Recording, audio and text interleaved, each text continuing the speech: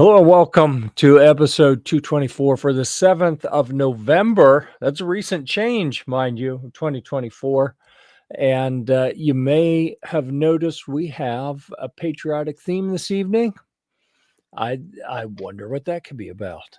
It's a bit baffling. So we will dive into our typical program agenda for this week at GearReport, where we'll talk about some recent reviews. We'll touch on some things that will be published soon.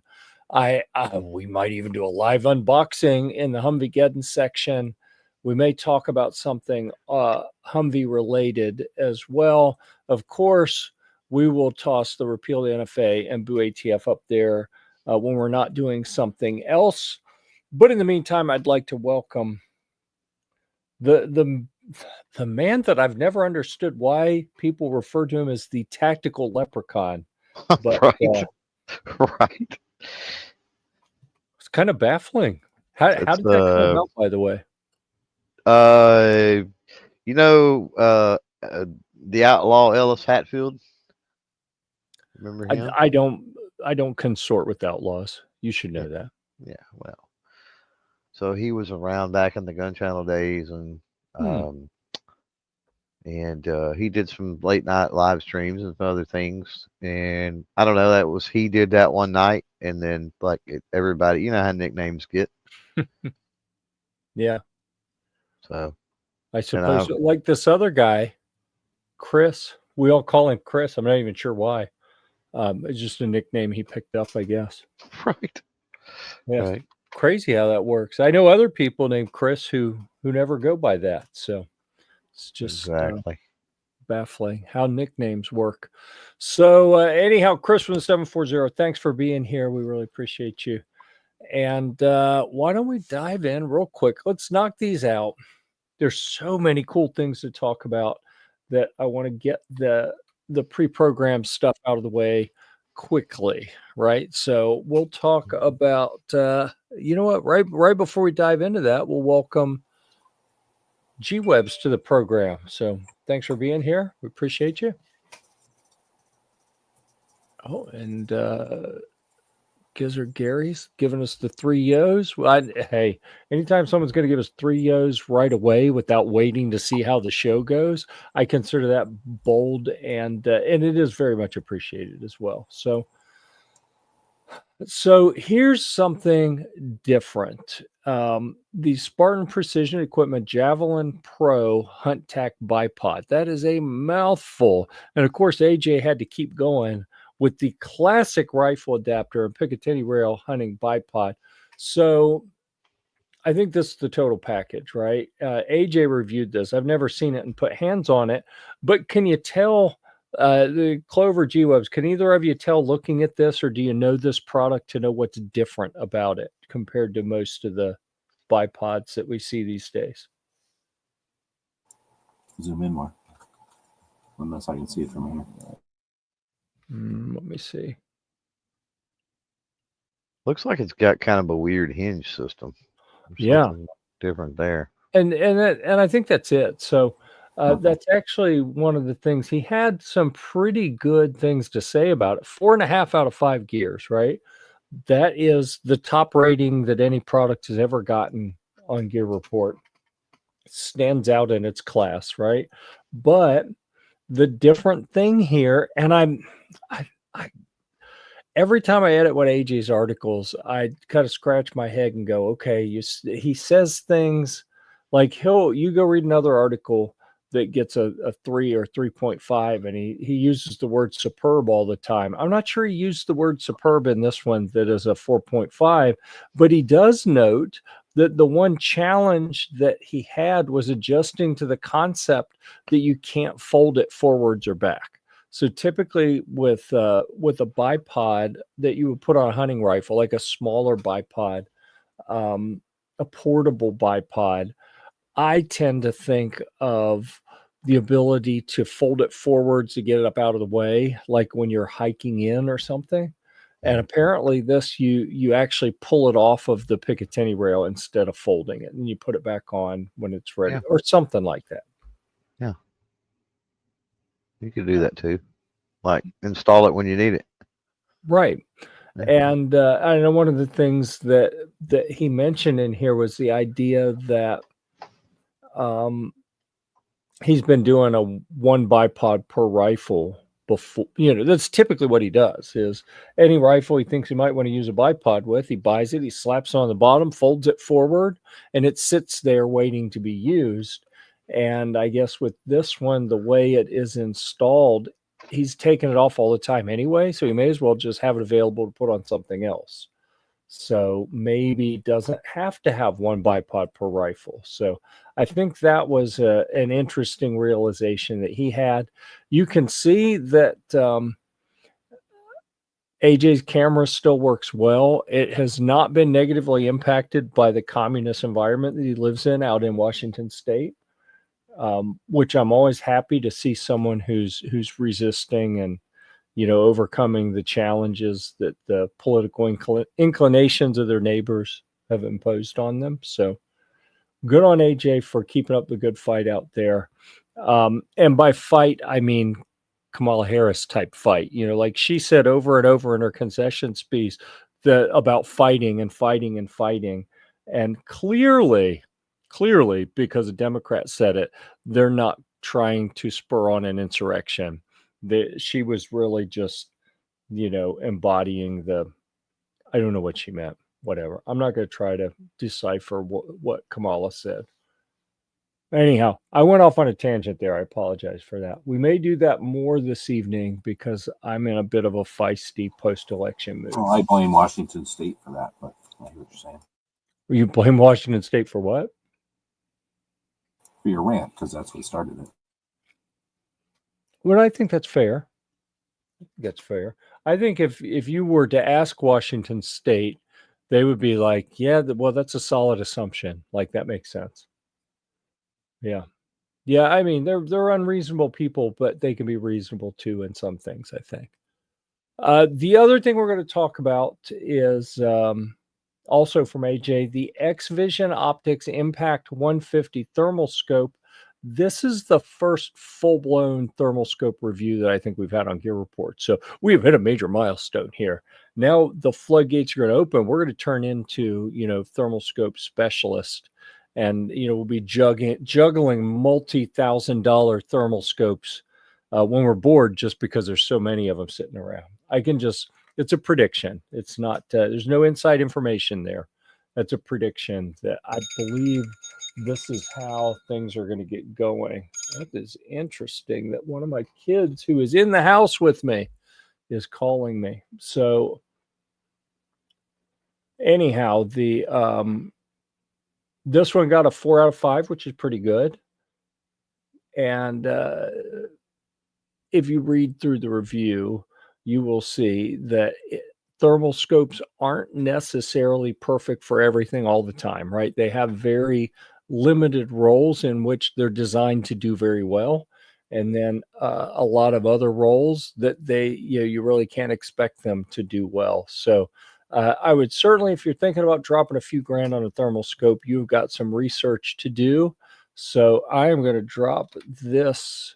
I forgot to drop the link on the other one. I'm going to drop both of these in the discussion in the chat so that if anyone wants to go check them out, I highly encourage you. Thermal scopes are neat. I've played with them a few times, mainly at different events, and it absolutely blows my mind what technology has made available. So what are your guys' experience with thermal scopes? Lots and lots and lots for many years. Okay. So do you own any? Yeah, of course. Of course. Well, I don't own any. So, and where you live, do you get to actually use them a fair bit? Yeah. Oh yeah. Yeah. Yeah, there's no restriction here on using thermal at night for non-game stuff. So pigs, goats. Yeah, that's what I was going to say. You're predominantly the varmint predator. Yeah. Mm-hmm. Yeah, and I've been I've run the gamut with it. I mean, I've seen the sub $2,000-ish, let's say, it's you say cheap thermal. Is there really such a Right. thing, right? But yeah, I've seen all that all the way up to the $25,000-$30,000 stuff before. I've ran it, shot it, used it. Now my inventory basically consists of Pulsar stuff, and when it was new, it's not new anymore. I haven't bought one in years, but when it was new, I'd say that $5,000-ish range, somewhere in there. Right. But I've looked through it a lot recently. There's some brands, I won't mention it on here. There's some brands I really don't like. This was not one of them. The You're welcome to mention whatever you like. So you can hold off if you like, but ATN's garbage. Their company I can't believe you threw them under the bus like garbage. That. Well, I was provoked. Right. Right. So I'm a little feisty like you. No, here's the thing with ATN. So when I was getting into thermal, and like I said, it's run the gamut with everything that we've played with here and other people I know. And you're talking about, a dozen different people. You're talking about, knowing the folks at Ultimate Night Vision out of the Dallas area. Just doing a lot of night hunting and stuff. And ATN has just consistently been trash. And they actually reached out to me, wanting me to be a brand ambassador and work with them, and all of how it is. Sure. And I said, well, here's the thing. I said, I've had zero luck, and including the Ultimate Night Vision guys, including the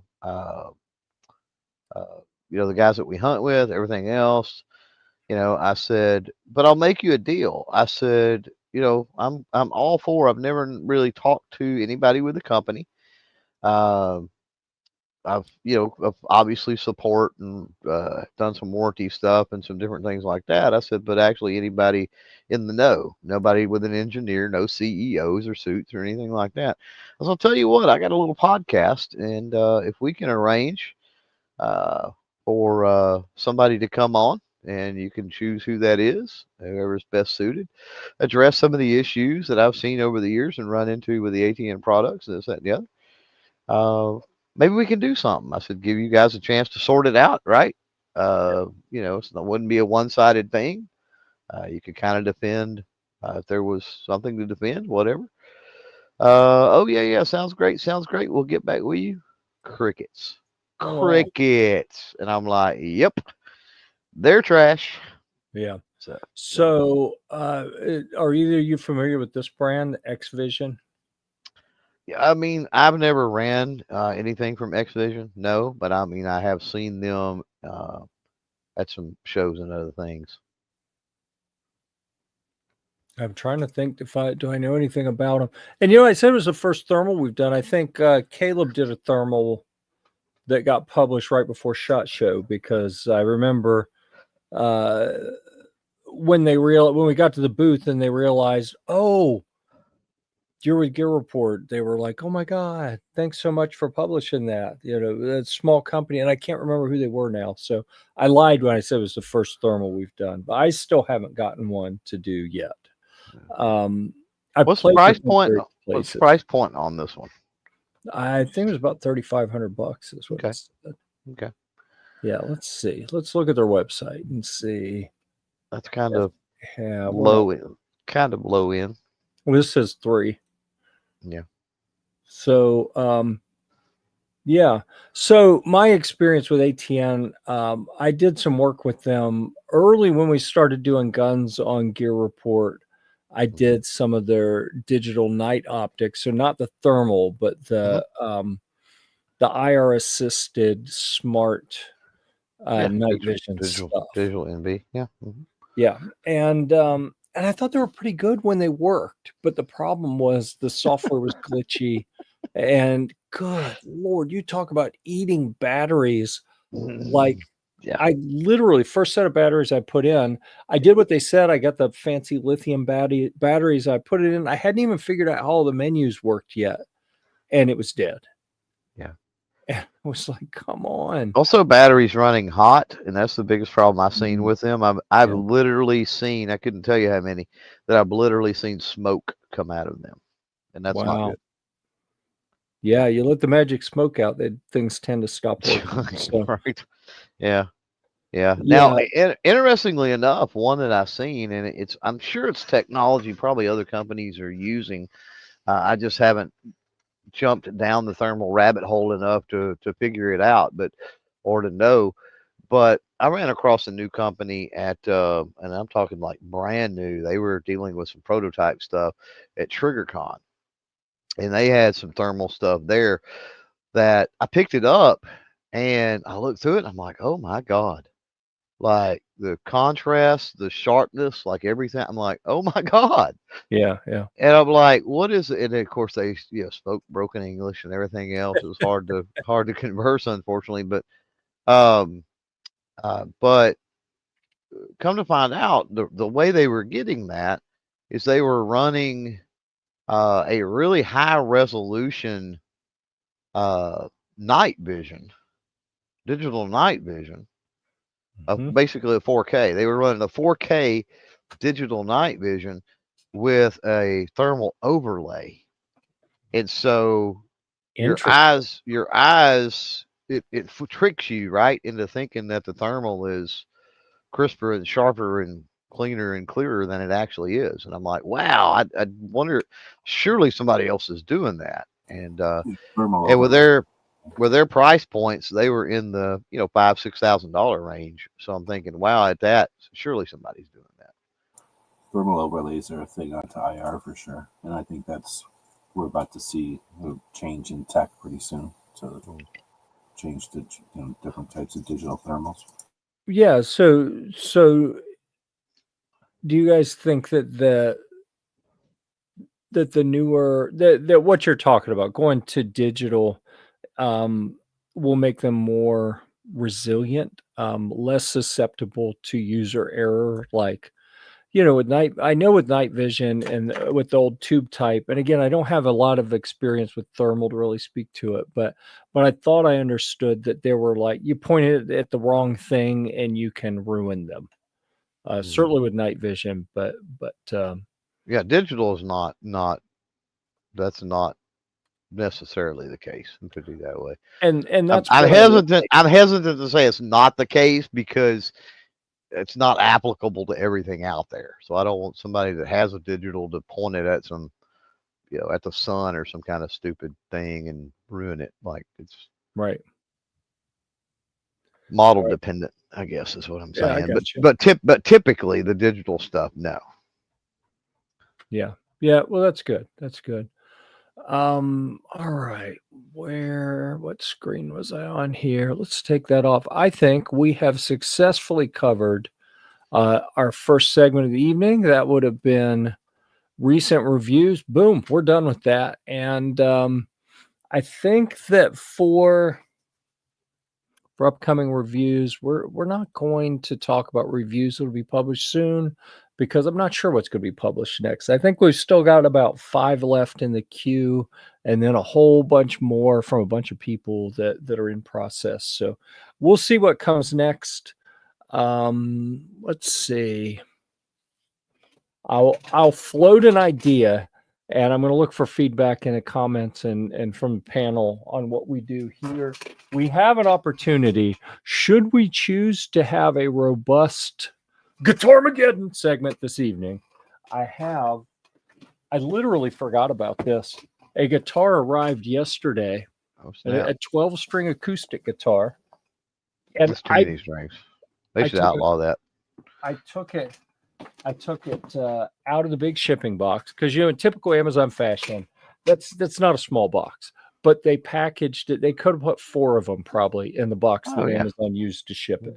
So I got it out of the comically large box, brought it up to the office, set it aside. I've been so busy working on other priority stuff that I literally forgot about it until right before the program. I was walking by and I kind of kicked the edge of the box and I was like, what the hell's over there? Oh, I forgot I got that. So We may at some point open that up and take a look at it. What we are going to open up and take a look at, not a sponsored program here by our friends at Oh Nuts, and the box it's all torn up because I had to cut labels off of it for an Amazon video. But we've got another 7 different types of nuts, and this is there. You can read them all there. Yeah, read it quick on the tiny little screen. And this one was different because instead of a tin, it came in a clear container with a fake bow. Because, you know, I don't want to point any fingers at anyone. I'll just say that someone attempted to untie that just to find out that it actually has elastic on the back. And you slide it off. It is not possible to untie it. No matter how many minutes you spend attempting, it doesn't. So I got a note from Oh Nuts because, you know, they've been sending containers of nuts every week for about a month at this point as part of some, you know, holiday promotion, and we're creating videos on all of them. And I got a note that said I don't remember, something nice followed by and our chocolate stuff's available. We're going to start sending some chocolate stuff too. So Mrs. GearReport was rather pleased by that. At the rate at my the rate that my waist has been expanding, I'm kind of afraid of any chocolate stuff. Yo from Defense Dad, welcome to the program.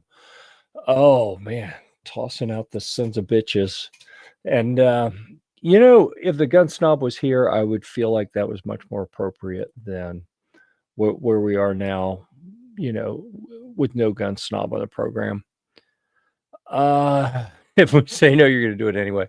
I don't know. If anyone's interested, we can rip that box open and take a look at the 12-string guitar. The funny thing is, the company that sent me that guitar, I'm pretty sure they sent me one like 3 years ago, and I never could figure out. I didn't have the finger strength to play a 12-string acoustic. I think I can probably do it now.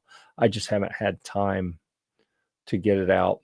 And tuning 12 strings, you know, tuning 6 strings, not that bad.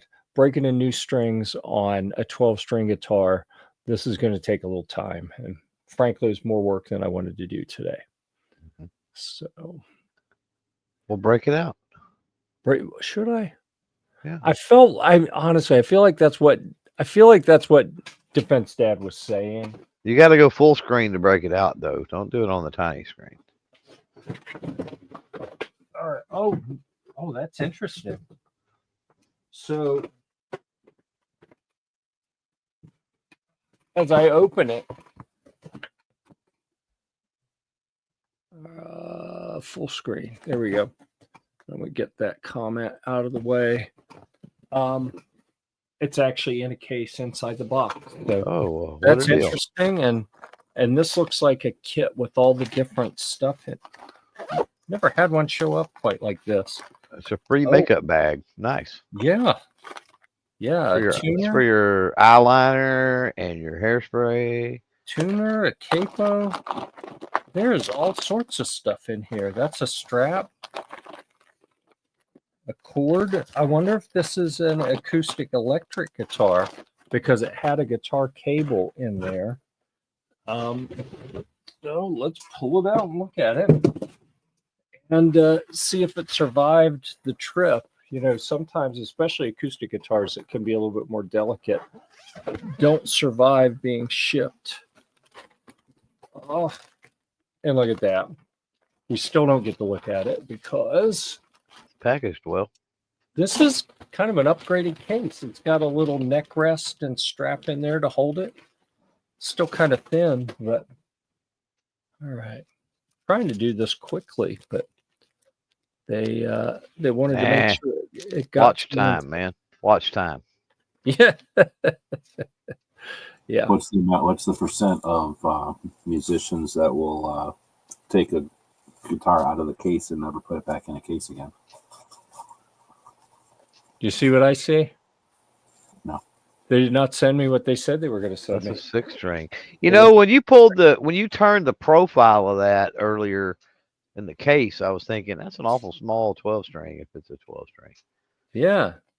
And honestly, when they offered a 12 string, I was like, oh, 12 string, because I am getting to where I can play a 6 string a little bit, but not. I've never had success learning to do any of the special things that make a 12 string guitar special. I like this. This is something that we see with firearms, where they'll take this kind of wax impregnated paper and ship firearms or gun parts in it as like an anti-corrosion thing. Oh, and it is. Yeah, that's bizarre. It was supposed to be an acoustic 12 string, and instead it is an acoustic electric 6 string with a cutaway, which is what I like. I like the cutaway shape. So It's got good color on the back. It does. On the so body. I heard something recently. The other acoustic I have has a fancy top, and it sounds amazing. Well, I wasn't talking about the top. I was talking about the back. No, I hear what you're saying, but I wanted to make a point. I think this looks super cool. That looks way better. Yeah. And it's got a little bit of depth to it. You can see this looks boring by comparison. But what I read recently was that the straight grain like this actually makes it more resonant. All right, I've got to stand up and put this back. Yeah, I can see that. And I was like, man, that other one, it's a Koa top, and it looks beautiful. All right, you mentioned the backs. Oh, you weren't joking. Look at that. Yeah, it looks good. That looks really nice. I don't know anything about the specs of this, because even if I had looked them up, this is not what I was expecting to receive. So right. What I will say, though, is this is from a company called Van Gogh that I think they sent me a 6 string, a 12 string. They may have sent me 3 or 4 things over the years. Every one of them has been pretty inexpensive, comparatively speaking. And I'm afraid to guess what this might cost, but I think the first one they sent me retailed at the time for like $70 or something. Wow. And it actually played really well. It was very nice. And this looks really nice. So compensated bridge, I can hear it resonating. I don't know if you can pick that up on the microphone as I'm talking near the sound hole. Yeah, everything looks pretty good. So I will tune that and test it out tomorrow, and it has been set aside for the moment. And the other thing, while we are still officially and I didn't leave the banner up, while we're officially in Guitarmageddon, I want to show you guys. Does that electric part of that one have a tuner in it right away? What's that? That electric part of that acoustic, does it have a tuner in it right away? Likely does. Yeah, they usually do. And it had a little separate clip-on tuner as well. But this is what I wanted to show you. This is my SG that is my favorite guitar at the moment. Mm-hmm. And I got this lightning bolt strap from our friends at in the Amazon Vine program, and that arrived today. Uh-huh. And the funny thing is that would have been perfect. I had an Angus Young model SG, and it had the little inlaid lightning bolt on the fretboard. And I just sold that this weekend. So, of course, the day after I sold it is when the lightning bolt strap popped up on Vine. So I didn't have that. Oh, okay. All right. Unfortunately, we are having some, one of our family members is struggling a bit. The dog is old. And apparently he wants to go outside, and he can't walk right now. He's had an incident. He was at the vet yesterday, and the vet encouraged us to try some new pain pills and bring him home and see how he did. And that is not working out real well. So as soon as this show's over, I got to go pick up the 105-pound dog and carry him outside so he can do his business. That sucks. His track record for today is I've taken him out twice, and he's peed on me 3 times. So we'll see if he does better or worse. If he adds to his count today, or if his aim is off this evening. So anyhow, let's see. So that was the stuff for the guitar side.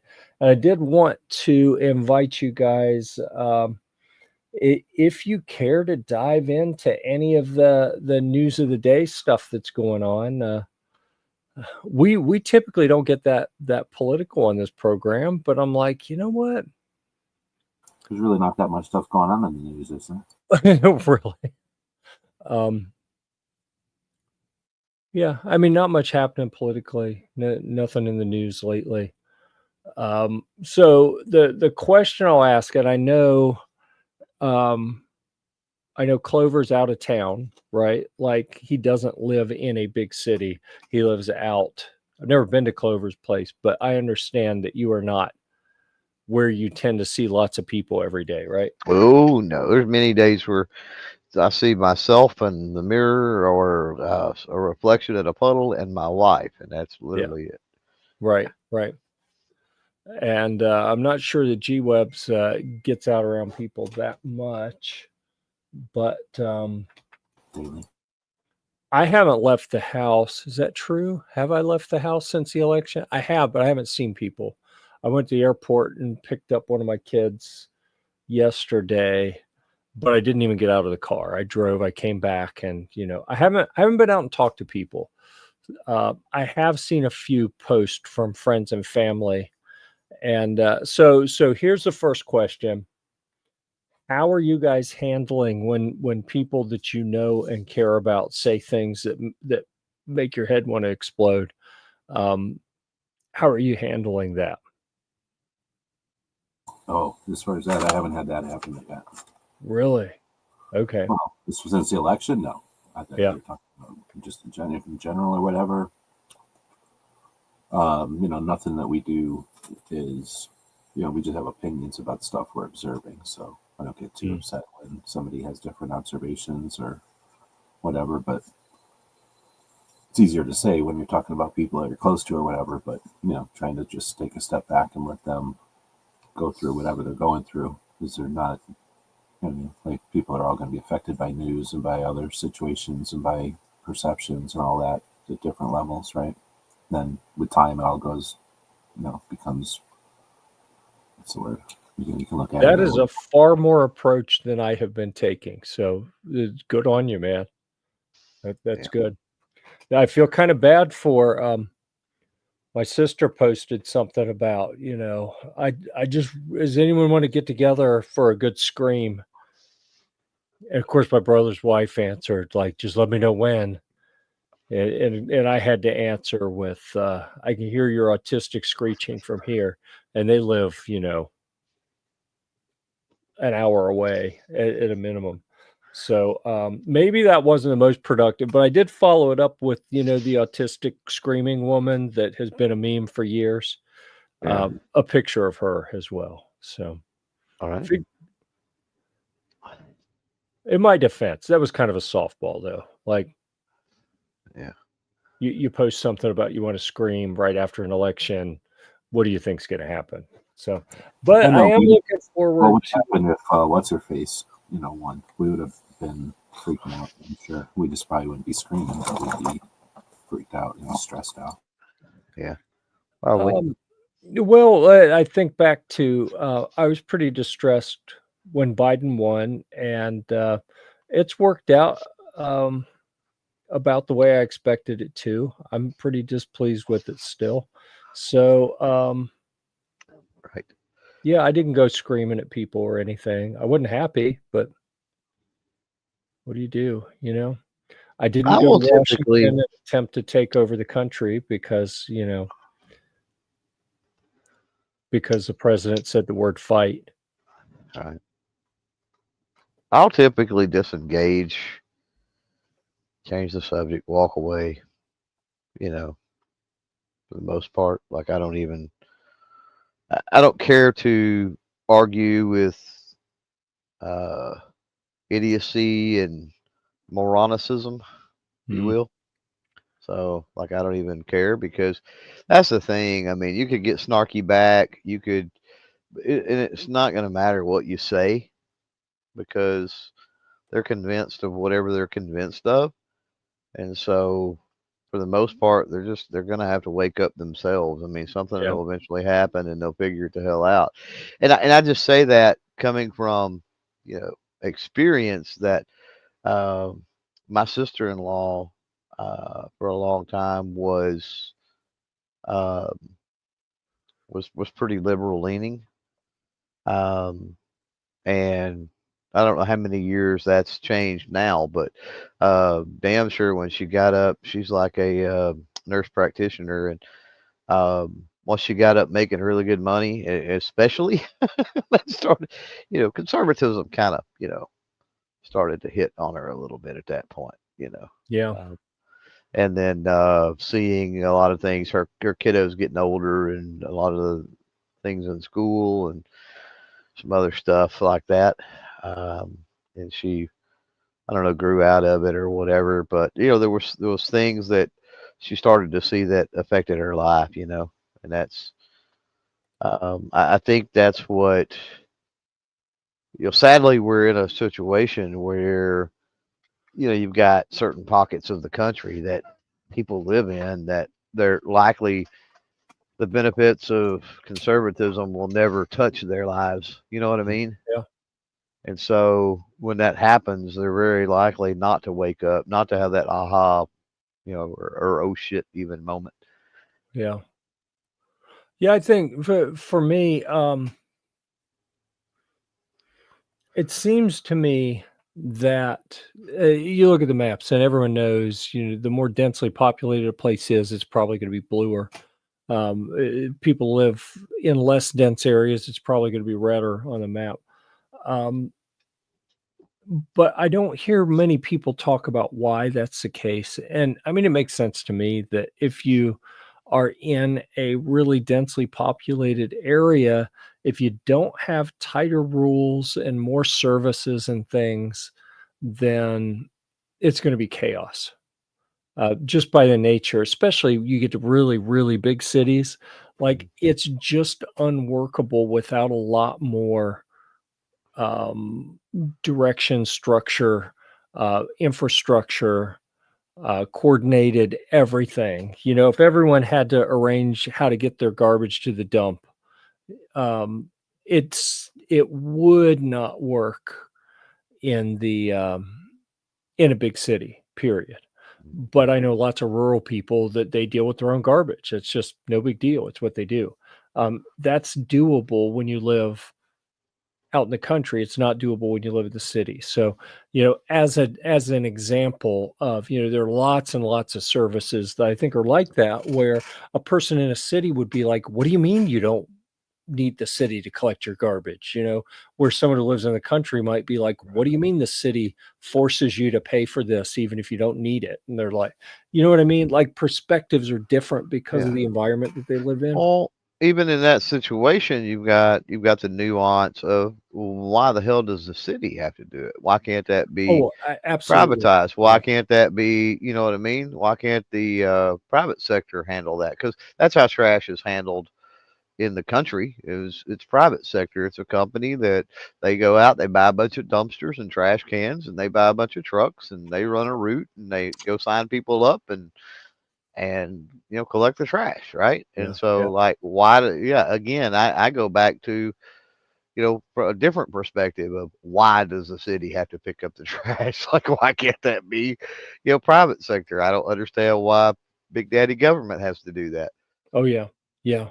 I 100% agree with that perspective. That um, as a business school graduate, also, I am a believer in the idea that the private sector barring government interference, the private sector will generally deliver through competition a more efficient, more effective product. Doesn't matter what the product is. You put it in the hands of someone with no competition.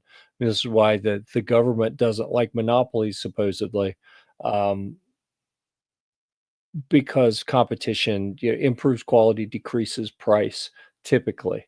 But it's the irony of people who want the government to provide all these services. It's like, well, but they don't have competition. It's pretty much guaranteed to be less effective, less efficient. It'll cost more, you'll get less. And that troubles me. It looks like we have a new person here, Stephen Sheets. Welcome to the program, a karaoke country singer. That's interesting because sometimes Ghost stops by, and he is the head of Air Supply, or at least a member of Air Supply, one of the premier air. I was going to say air guitar bands, but I think they have air drums and air bass probably as well. They may even have air vocals. I'm not sure.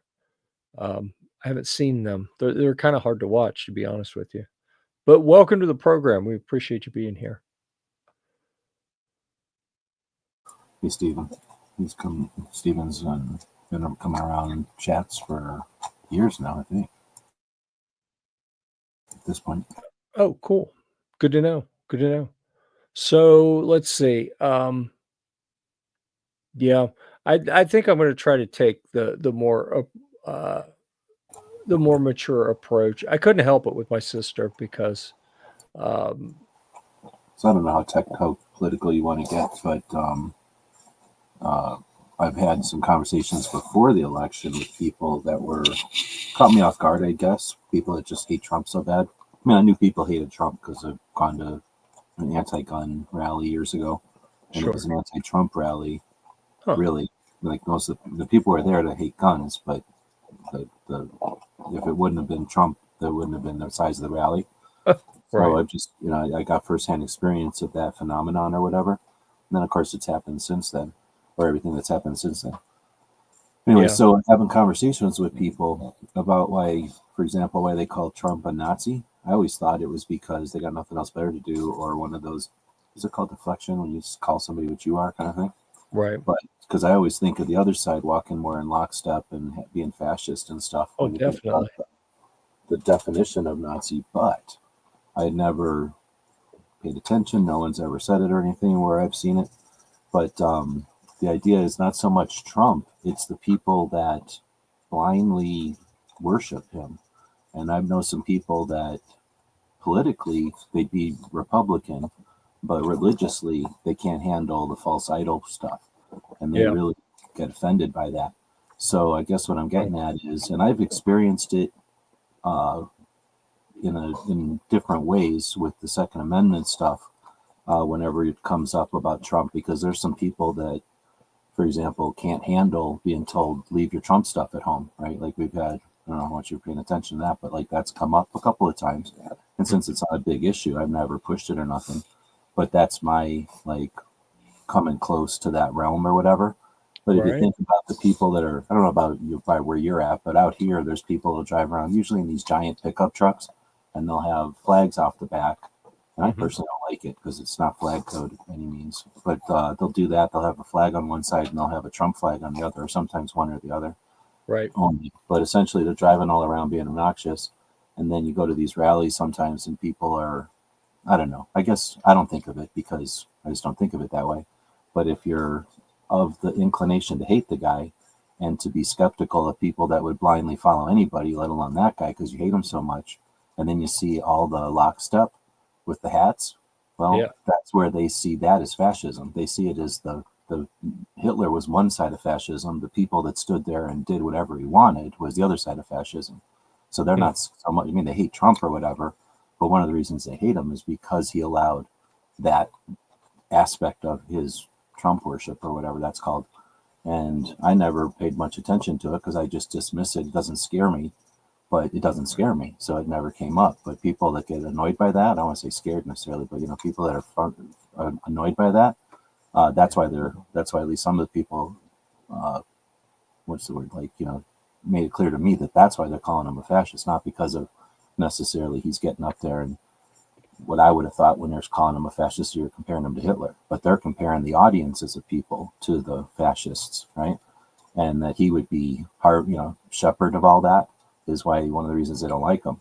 So in that regard, anybody who goes around going, ha ha, in your face, Trump won, fuck you, is essentially reinforcing that fear or that perception that Trump diehards are scary and are willing to let Trump be president forever, will do anything he wants. And that's the perception that the other side is throwing out there. And that, I guess what I'm getting at, like I said, this is kind of a long way to get to it. Sure. But now you're saying, what do you do when your family is stressed out? Well, I think you can do damage by going around and wearing a Trump hat and saying MAGA shit at them when they're stressed out by all this, because that's going to, in effect, to some of them at least, be reinforcing the idea that Trump he was just the pawn in which to beat people with, like the idea, to smash ideologies or whatever. And I don't know, I'm assuming if somebody's super stressed out, like I wouldn't care about anything that Kamala did except for guns, right? I don't care about all that other stuff. I mean, I kind of care about the economy and I kind of care about wars, but I really care about the guns because I think that's a big issue. Sure. So I would have been stressed out for one particular thing. So there's got to be that kind of element happening where, and I think it's probably abortion for a lot of people for whatever reason. Well, for their reasons, I guess. But you know what I mean? Like they're all concerned that like there's just people going to be dropping dead in the streets. Pregnant ladies are going to be pushed out of buses or whatever. I don't know what they tell each other. But, Right. They're super stressed about that. So coming up and being like, in your face, Trump, you might as well be saying like, I hate pregnant women. I don't like your rights or something, because that's what they're going to hear. And I think that's probably the best thing we can do is just let people have their time to chill and then figure out that Trump people in general are just people that hated Biden. They hated Kamala as an option and they hated the idea of socialism. And once they figure out that most Trump people, and as far as I know, most Trump people were just anti-socialists, that now that you give it a year or two, and what is he going to do? Angry tweet people again? Like he doesn't really do nothing to people except bother them, right? He's rude or whatever. So it's just going to be a couple of years worth of nobody really persecuting him. Because like if you listen to NPR, they're like, he's going after his political opponents. He could take SEAL Team 6 and send it out after his political opponents, assassinate them, and then pardon them, and they wouldn't be able to do nothing. And I'm like, and you would suggest that like Rush Limbaugh is saying weird shit on the radio, and that's what you just said on NPR. Like on NPR, they said that. So anyway, I'll quit ranting. But I think that's the best thing we can do is just, as Trump people or as Republicans who don't care about Trump, both, like just let these people de-stress and have like a year of not being anything that they fear. Like none of the stuff that they fear is going to come true. And then they're not going to be able to rationalize it. They'll come up with new fears. But at least they'll chill on this whole thing, right? Well, and you've got 4 years and he's gone, right? So like forever, like he's gone. How are they gonna like in 4 years he's gone, and then it's like they've got absolutely nothing to worry about with him anymore. So, but they got to worry about, or we would have, everybody has to worry about, I guess, the mainstream media, picking the next devil or something. I mean, that's certainly, a possibility, whoever that may fall on. We don't know over the next 4 years. But, one thing that has aggravated me is, and I've seen it repeatedly by people on the left the last couple of days, and it's really stuck in my craw that, a week ago, a month ago, months ago, a year ago, it was, if Trump gets elected, democracy's over, democracy's ended. If Trump gets elected, it's all over. And then now they're going, oh, don't worry, let's ramp up. We've got to fight for 2028 or whatever. And I'm like, well, hold on a minute. A few months ago, you said if Trump won, it was over. Now you're saying you got to gear up to fight for 2028. Which was it? Were you lying before, or did you feel that way and your feelings changed once the election happened? And why were you saying that before, if now you're saying this whole totally different other thing? Why weren't you saying before, if Trump doesn't win, we've got to fight harder for 2028, instead of calling him a fascist and saying that if he gets elected, it's all over, the country's gone, democracy's ruined, everything's it, that mentality that people can switch on a dime like that and stuff, it bothers me because it's not genuine. No, that's the key, right? It shows, or it doesn't appear genuine. No, it isn't. It shows their flaw, that they're talking on both sides, so they're just making shit up because they're whatever, trying to force some narrative or write on some narrative or whatever. It's been bizarre watching people that like I know a guy just a little bit, enough that we're Facebook friends. We have some common interests, and he posted this long diatribe, week and a half ago about um, how Trump was going to stay in power forever, like he was never going to leave. He was he was going to, like, anything bad you could think of, he was going to do. He had a whole list of things, but as he went through the list, I'm like, literally, this is stuff that the Democrats are doing. But the whole crux of it was that he was going to become a dictator that kept the power. And even if, like, JD Vance took over eventually, he would just be a pawn of Trump. And I'm like, all these people are chiming in, yeah, yeah. And I said, dude, these people don't realize that you're just punking them, because all those things are exactly what has happened on the Democrat side. How Obama installed Biden, and then Biden, like, everyone knows one of the things he was saying is Trump is old and infirm and incapable. He probably won't live more than a year or two. And then Vance would take over, and he'd get 2 years, then 2 terms. That's 10 years. It's all about putting Vance in. And I'm like, that's literally the plan that they tried to implement with Biden. Was, even though he was infirm, mentally not capable of being president, they put him in, they ran him anyway. They pulled him 2 months before the 2020 election, pulled him off the campaign trail, barely let him do anything, because it was becoming obvious he was losing his mind. Like, his mind had deteriorated. He was no longer really mentally capable of being the president. But instead of having integrity, they just kept him.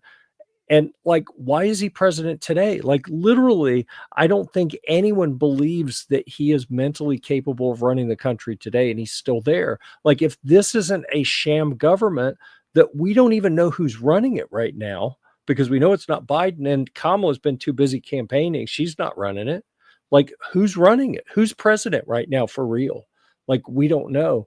And I point out the irony of all these things he said were, like, literally things that the Democrats are already have done or are doing.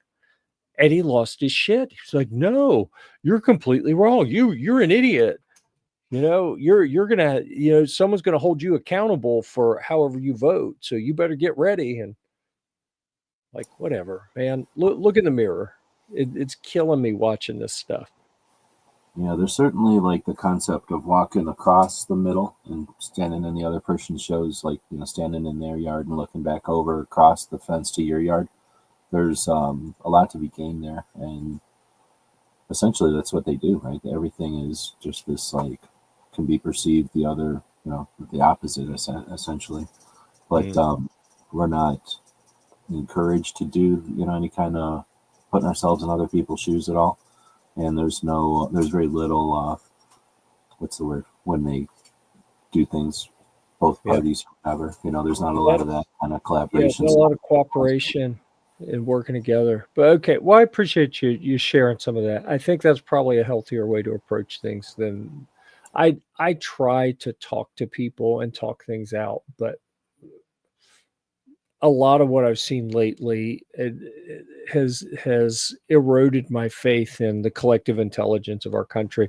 But then also this election, while I've never liked Trump as an individual, at least we saw rejection of some of the most egregious ideas that were being floated by the left. I'm hoping that this healthy win is a strong enough message that they dial back on some of the more extreme things that they've been pushing, and we can get closer to, a government and social policies and just social norms in general that everyone can deal with a little easier. Well, and I think it'll help if Trump comes in. By all indications, I mean, it was a complete red wave, in every sense of the word. Yeah. And if he comes in and he's learned from his mistakes, and the left gets all of their Trump information from headline culture and mainstream left-leaning, typically mainstream media, right? So snippets and shit. And so anybody that's listened to any sit-down conversations with Trump, and not the rallies, right? Not the rah-rah, what he's saying at the rallies, but literal sit-down conversations, not necessarily interviews, but the Rogan podcast, things Sure. like that. Um, it's it's very clear, and not even over the last few months, but even up a year or two ago, he was saying the same things. And what he was saying was he wasn't prepared for winning in 2016. Mm. When he did win, he leaned heavily on the RNC and a lot of the swamp dog fuckers that are up there Yeah. to help him staff and all of that. Well, he learned a lot of lessons, like painful lessons, right? By Sure. picking the wrong people. And Yeah. that's a mistake he's committed to not doing this time, right? Yeah. And I think that's evident when you look at, Elon and Bobby and Tulsi, those Yeah. three, especially. I think it's evident that he's speaking the truth, Yeah. right? And I think, and Vivek as well. I think Vivek is probably going to help him staff more than Mm. likely. And anyway, assuming that all of that falls into place and he does got Congress, right? And all this other stuff, and he turns everything around from the last 4 years. Not only is that going to solidify the vote that he got this time, Yeah. but it will increase his margins, or it will Well, increase the margins of the Republican Party, I think. And Vance, as his VP, I think he will set Vance up yeah. to be potentially a landslide two-term president. Like a Yeah. Bush to Yeah, like a Reagan to Bush almost. See, Mm. Bush fucked up though with the no new taxes, and then he should have not Mm. opened his mouth. That's what Well, killed so I've Bush. heard a really good, I was listening to NPR, like I said, so I've heard a really good thing about how, when they talk about, why did they were talking about why did, I watched, listen to more than one show, but in one of the shows they were talking about why did the Democrats lose, what was their messaging so off about, and uh, anyway, they essentially got to talking about how Reagan had 2 terms and then Bush, and what happened is somewhere in there, Clinton came along and said we need a new kind of Democrat, became that new kind of Democrat, ran on it, and then had their own dynasty for a while, right? And that's what I was going to say is that what we've got, I don't know, we're spending a lot of time on politics, I guess, but we've got, in my mind, we've had this, like, I'm going to call them like generation of, or class, I guess, like school class of Democrats that all came from the 60s, and that Saul Alinsky and the idea of being a communist was cool when they went to college. They got out and they were going to, like, it was the end of the Vietnam War. They hated the big government. They all got into office. They all went to school for politics and stuff. They all got into office, and they, Pelosi and what's her face are some of the first ones. Hillary and them are like, and what's her name from Massachusetts are all the main ones. So they're all getting old. They're aging out. And I'm wondering if they just saw that these, I don't know what to call it, but like the pile of policies, let's call it, like the policy salad that they did this time around, like everybody's policy matters, and they just tried to run on everything and hate Trump. Well, they know they're not going to have a Trump, like you just said. So I'm wondering if they're not just going to come up with a new Democratic Party, kick all these old Democrats out that are essentially communists anyway. Sure, there's going to be some communists left over because the big state, big bureaucracy is essentially, adjacent to communism. But, they got a long way. They could swing and get away from the communist side of it, get away from a lot of the weird stuff where they're trying to tell everybody what to do. The thing about, like, you're talking about the irony of this whole thing was they kept saying, like, this is a failure for rights because women's body, like, women are now going to be able to be, they're not going to be able to tell what to do with their own body. And, after the party that told everybody what to do with their body with, right. So, what I'm saying? Like, this is the irony can't be completely lost on everyone. So I think in the young, this is definitely the older people pandering to the old people election still with old geriatric candidates. The next candidates are going to be JD. He's 40 or something. He's 30 something. And, somebody on the Democrat side is going to be new. So I'm just thinking, we might see the end of the old Democrat or whatever this Democrat era maybe was. Yeah. Now Oh. Democrats will say, get rid of them. And the Republicans, I think what Clover was saying was that the Republicans kind of had it. They haven't won anything ever. Trump won. The Republicans didn't win shit, right? So the Republicans have to know that they need to change and either get with what Trump's doing or do something else. But they're not going to be able to do the same old, same old. It's the same thing. I don't know. I don't really pay attention to the Republicans, but there must be that same era of Republicans that'll be aging out too. If you recall, there was a big push against Trump by the Republicans his first term when he was elected, and they have progress, right? A lot of them have woken up and realized. Now, we're not talking about the hardened establishments, types, but a lot of the, more malleable, younger crowd of the Republicans, out there talking about politicians, right? Most of them have come over. J.D. Vance was one of those. J.D. Vance was not a Trump guy, right? But he came around to it, right? I think that, a point that is worth making to your thing about revamping the Democrat Party. A lot of people fear that the extreme left has hijacked the Democrat Party. And I would tend to agree with that. But they view the extreme left as the squad, right? The AOCs, the Ilhan Omars, that crowd.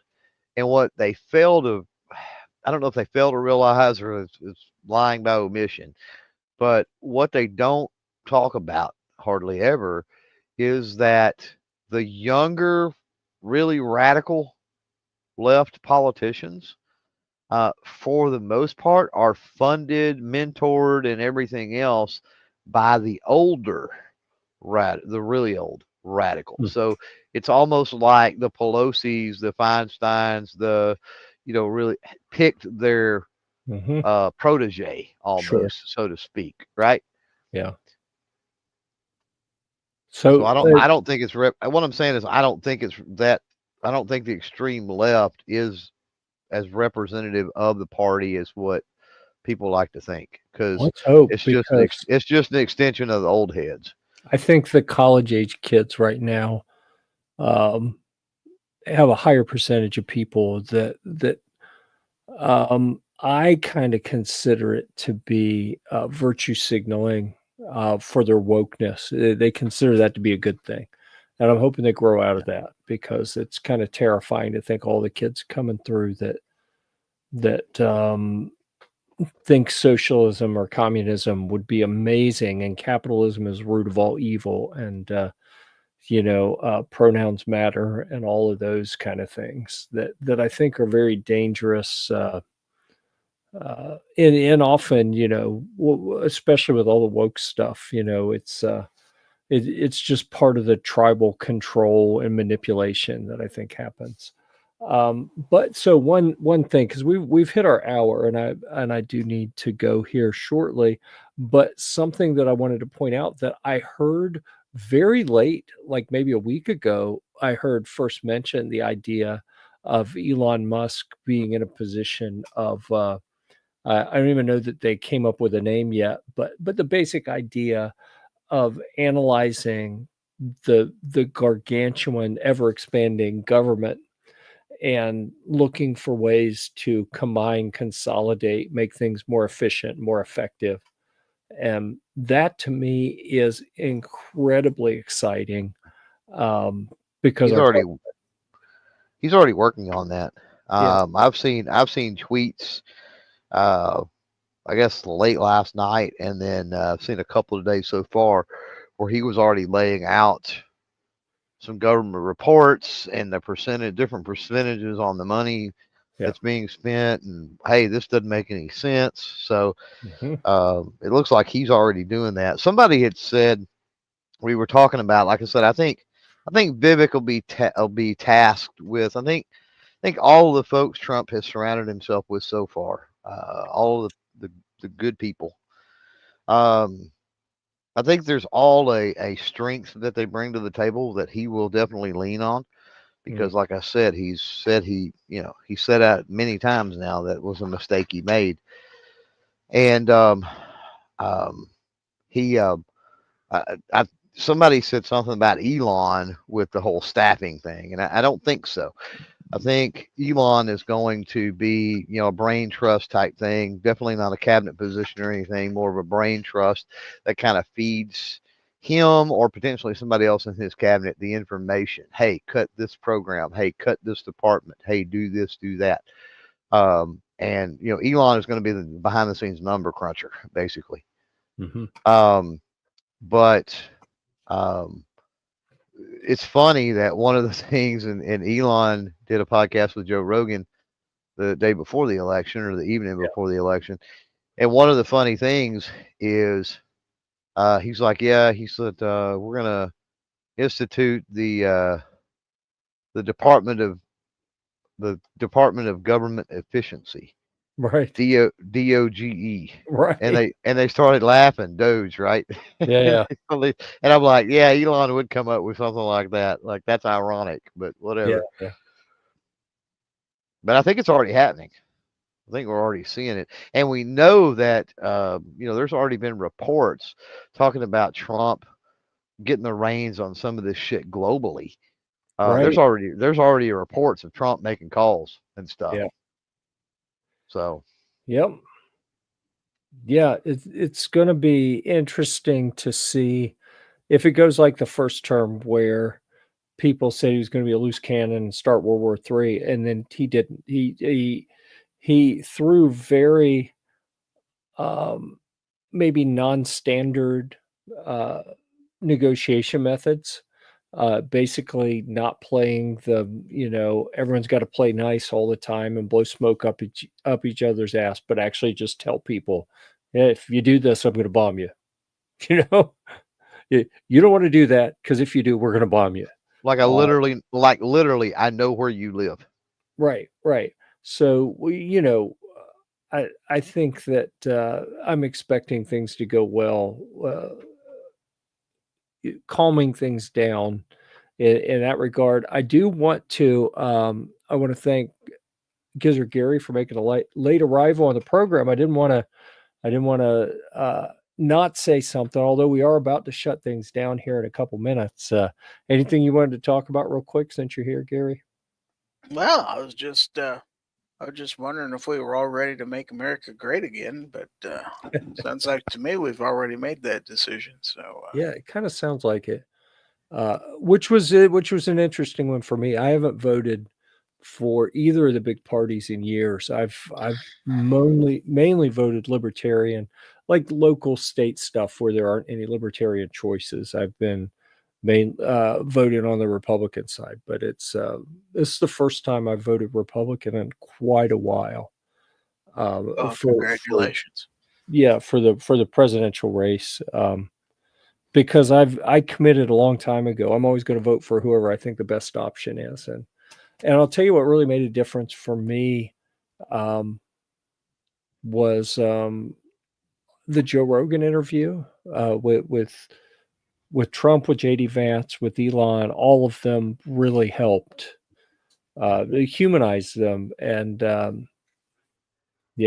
So was it you once, like back when Vance was announced? Was it you that was back and forth with me a little bit about not being sure about Vance? No, I didn't know anything about him. It was really the I couldn't remember who that was, but I had whenever his name popped up, I immediately went and did some homework, and I'm like, yeah, I think I like this guy.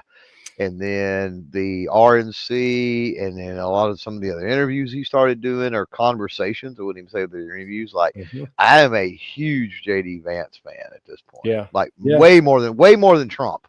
Yeah, same. Agreed. But just to be quick about it, I see the Trump 2024 candidacy as much stronger than the 2016 candidacy. Yeah. A lot may disagree. Is he the perfect candidate? By no means. But we weren't offered a slate of 12 people to pick from. Well, we were.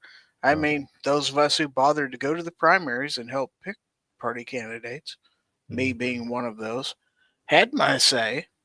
But in the end, you kind of you're kind of left with two major sides, and of the two, Trump would have had to been the clear choice here. Sure.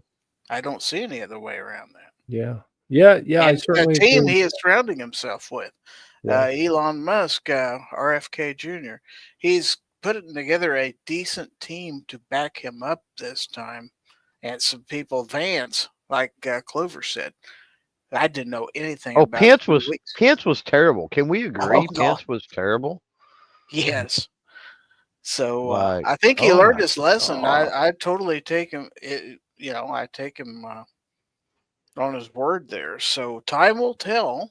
A lot of people don't agree with me, but I think this is the right track to take.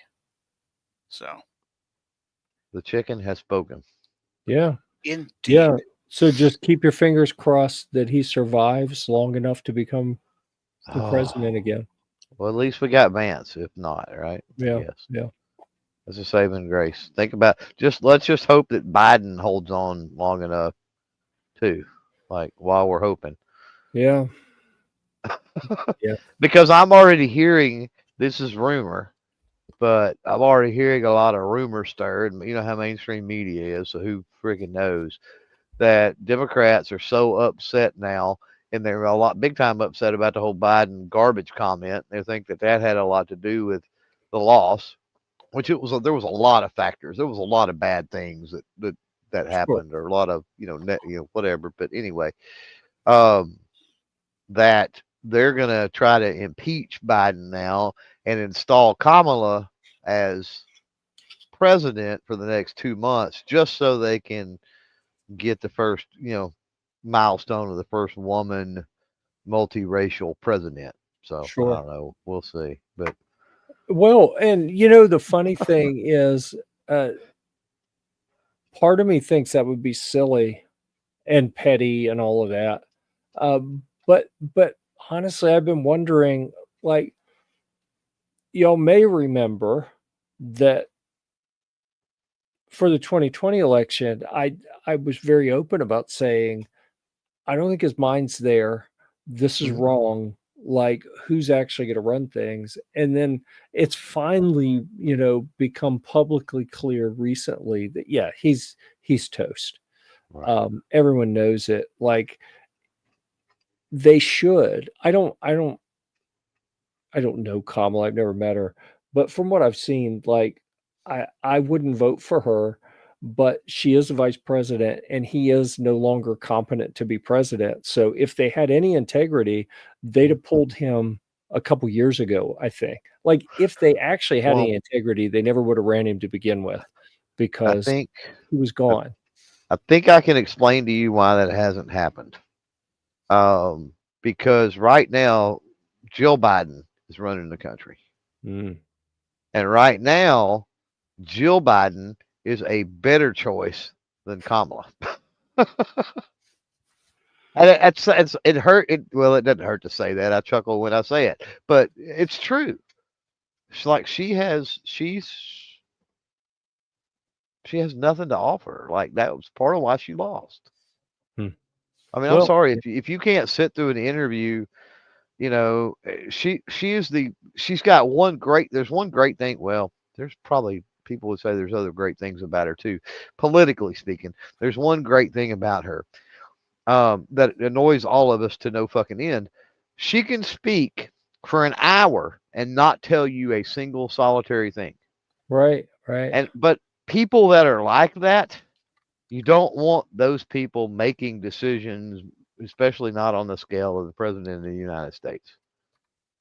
Being a great politician, sure, but as far as actually running the country, you don't want anybody like that. So I'd rather have, even though she wasn't elected, because Kamala wouldn't technically be elected either. I'd rather have Jill Biden for Jill Jill, Dr. Jill Biden Right. for the Right. next couple months. I may agree with you on that, but But I get what you're saying. She's It the re- rightful heir, or it goes down to her. I it get it. I reeks get of hypocrisy and this cavalier, like, yes, we understand that's how it's supposed to be done, but we're the Democrats and we're smarter than you guys. So trust us, we're going to manage all this behind the scenes, even that. though it's wrong. Like Right. it's objectively wrong. Right. And anyone with any sense whatsoever should be able to look at this and go, that's not how this is supposed to work. Like in elementary school, kids are taught if something happens and the president's no longer able to perform their duties, then the vice president takes over. Yet we've been in this position for an extended period of time, Right. and they've chosen not to do it and denied that it needed to be done. Like it was abject lies, and it's obvious, and everyone knows it. Some of us knew it as it was happening. Other people have finally just accepted it recently, but it blows my mind how many people have accepted that that's the truth, yet we haven't followed the process of when a president is incapacitated no longer to serve in the role that they were elected to, then it goes to the vice president. Like, I don't see that this is debatable or there's any value judgments on who would be better or not. That's just how it's supposed to happen. And that they haven't done that, to me, again, we talk about as a party, how we see people, the Democrats saying Trump's going to seize power and we're never going to have a real election again. And it's like, we don't really have an effective real election when the Democrats are running it anyway, because they're not following the rules, and it's all a sham. It's like like the party was elected, not the person. Well, no, it was actually the person that was elected, and to disregard that is a slap in the face to the whole country. Well, not to put rumors out there or propaganda or anything like that, but you did notice that we were about 15 million votes shy of the vote count from 2020. Yeah, but a lot of people, there's speculation that a lot of people stayed home was a lot of it. And then there was also that big, huge push. Oh, don't get me wrong. I think there was shenanigans, but a couple of things. Number one, I think both candidates had people that weren't going to vote for either one, right? Like they were dead set, not going to do it. And I think you had quite a few people that were that way, quite a few people that stayed home.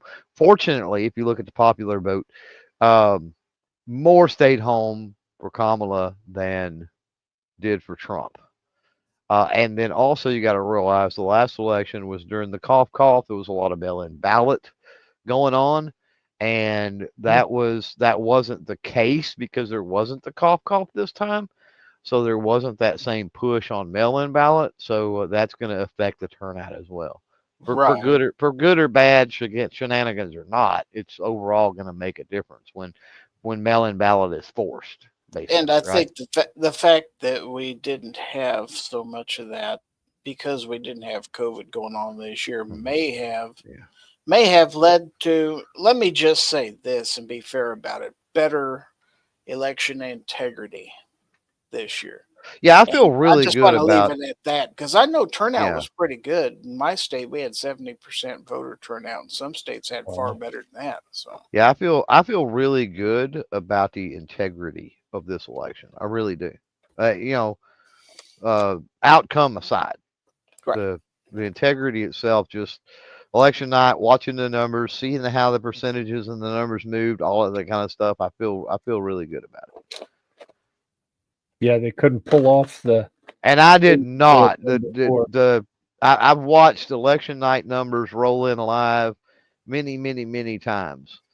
And 2020 was, and again, you could blame COVID. You could say it was a bunch of different things. But there was one thing about it is 2020 was one of those election cycles that the numbers coming in were absolutely fucking crazy and weird. Yeah. Just, it wasn't normal. And I'm not talking about the amount of votes, but just the way that things rolled in was just completely wonky. And I had never seen that in my lifetime before. Never, regardless of what the actual, turnout numbers were. Yeah. Yeah. Yep. All right. Well, everyone, I appreciate the discussion. Thanks for coming on. Yeah.